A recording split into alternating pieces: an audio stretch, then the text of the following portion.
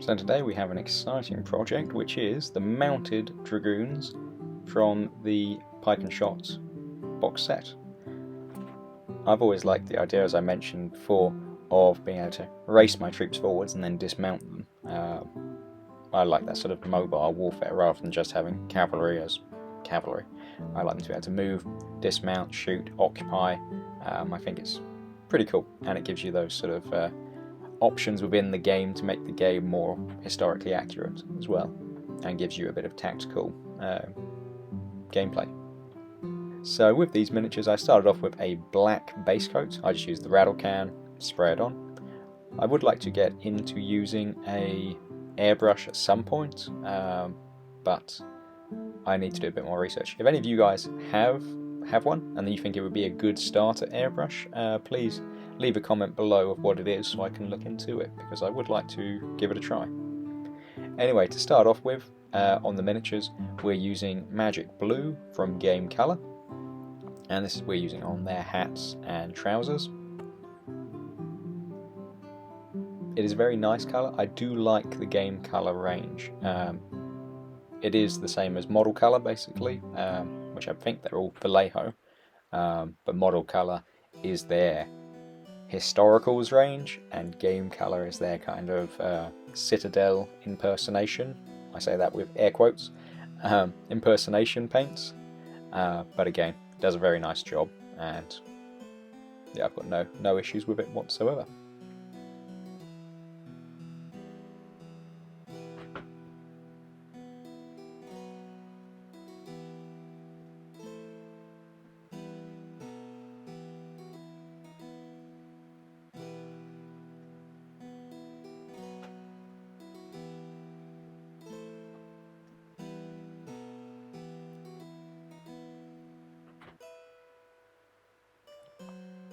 So I'm painting up the dismounted dragoons at the same time, just that when I get them on the table, as I mentioned, I'll be able to use the same unit, but in both of its functions, both as a mounted cavalry force, but also as a dismounted sort of infantry skirmish force. So I think that's going to make the games very interesting, especially when you're playing against someone who usually plays Napoleonics, and then all of a sudden they've got cavalry, which are not necessarily acting in the way that they're used to them playing.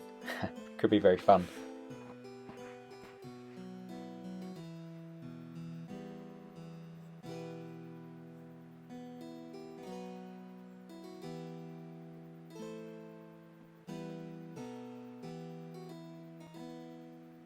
So with these miniatures, they do have a good amount of detail on them, so just take your time and try to make sure that you don't miss anything at this stage. Next up, we're going to do their tunics, their jackets, which we're using Crimson Red from System 3, and this is just a craft paint that I've got from the store. It's not branded at all for miniatures. It is literally just an acrylic paint, probably for paintings. Takes a little bit of working, but actually I've come to like it a lot because it works very nicely when you actually put a wash over it later. Just got to make sure that you keep it sort of watered down slightly, otherwise it's a bit too thick to start with. But it is a good colour.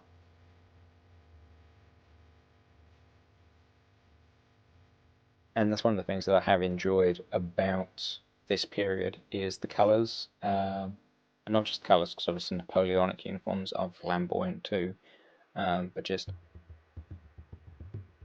kind of the Napoleonic uniforms are quite uniform across the armies to a certain extent, whereas in this sort of period, within an army, you've got all sorts of different uniforms. I know I'm kind of generalising here, and the same could be said for any time period, but just for me, jumping from what I traditionally do in the Napoleonic sphere into this has been fun. And I guess that's kind of what the whole hobby is about. If you're not having fun, then what's the point in doing it? And this has provided a lot of enjoyment for me, both in the painting and the playing, but also in the research and the study. It's a shame there's not more source material, photos, well obviously not photos, but paintings and things of that nature. But but it's still good fun to actually try and do the research as well. You never know what you're going to find. That said, yeah, the internet's not necessarily the best thing in the world, because it does take you down some rabbit holes, and you start off looking for English Civil War, and then you end up on something completely different, like why Noah's flood was actually a chunk of space debris which a supernova had gone off, and yeah, don't ask me about that. It was a very weird rabbit hole that I went down, but interesting all the same.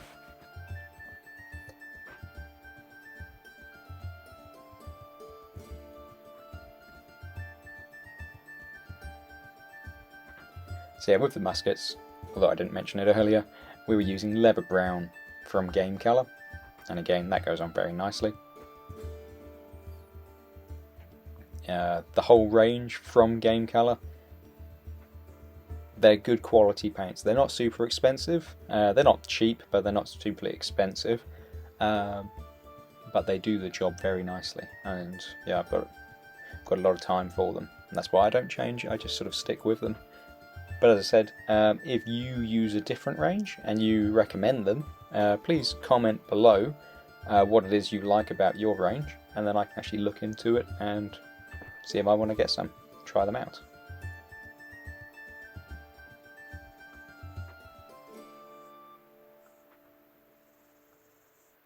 But yeah, for all these ones, we're mostly doing as I said, the muskets. You could do some of their boots in brown, because they weren't necessarily black footwear. They were browns and blacks. Some buffs, there were all sorts of colours. Saddlebags, all sorts of things. I would do them all in this same shade, just for ease, but you could really go to town depending on how much effort you want to put into your miniatures.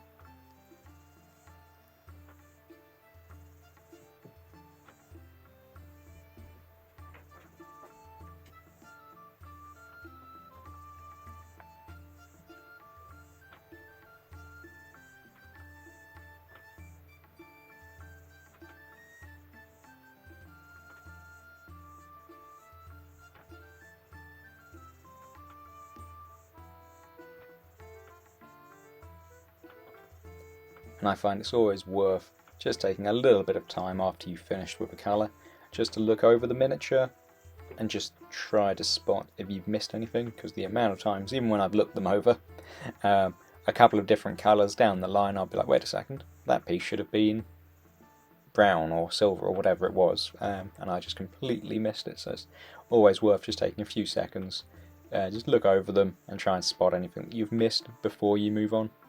It's not necessarily an issue if you have to go back, it's just easier if you do it all at the same time whilst you've got the paint out.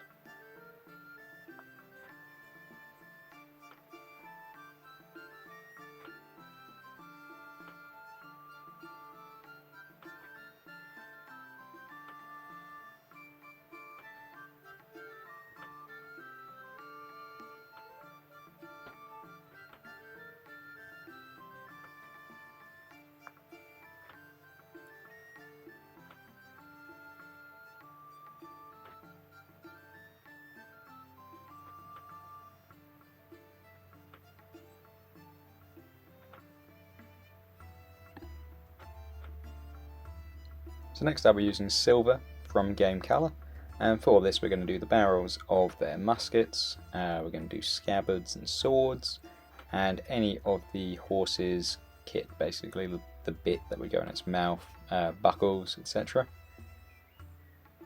Just take your time.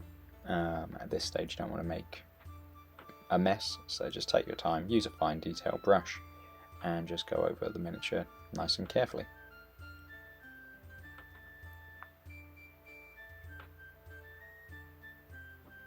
I'm not sure. If you know, let me know. But at this sort of time period in the 1600s, would the buckles on the horse's kit have been brass, or would they still have been, I don't know, iron, steel, or would they have been something else? Yeah, let me know if you've got an idea on that, because that would be quite interesting. I know our modern horse kit, when I was in the cav, a lot of them were brass, because we had to brass over them. The bit that went in the horse's mouth, that was stainless steel. But back in the 1600s, I'd be quite interested to know what it would have been.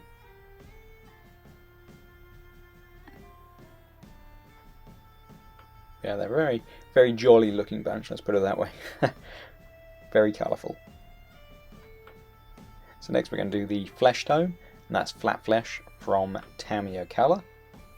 So with Tamiya Colour, it is with the flat flesh, it is a nice, quite bright flesh tone, similar to my skin, I guess you could say, although maybe mine's more ice white. But it does work very nicely when we put the dark brown wash on. It tones it down a bit and gives it a very nice, lifelike hue, is probably the best way of putting it.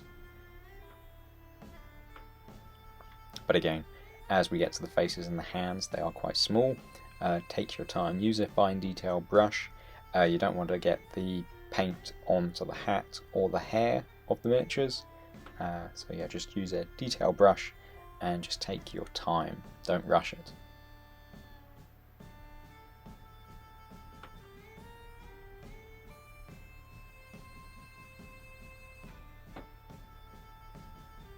Yeah, good technique is to always support your hands on the table if you can.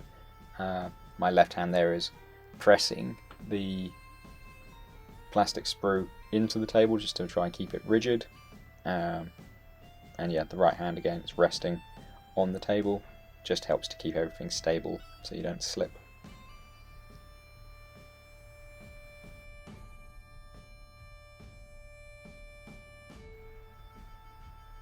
So now that gets us pretty well to the end of the miniatures.